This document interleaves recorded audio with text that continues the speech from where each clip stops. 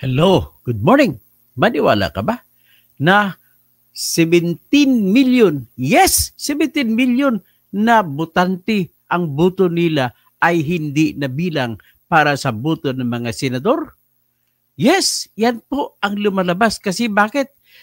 Alam mo, mayroong 69 million na botante kabuuan sa Pilipinas. Pero 17 million ay hindi nabilang ang boto dahil sila daw ay overvotes.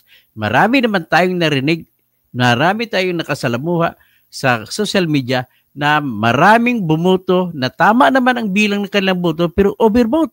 So ano ba yan? Makatarungan ba yan? Ladies and gentlemen, talagang pagtibay, paglaban natin, ito po yung pinakabastos na eleksyon na nangyari sa ganung paraan po. Maraming salamat po sa lahat at sana po ay pagtulungan tayo, isigaw natin, paglaban natin ang katarungan para sa mga inyong boto na hindi binilang.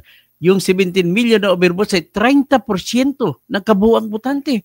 So, makatulog ba kayo niyan? Ipaglaban. Kailangan mabilang.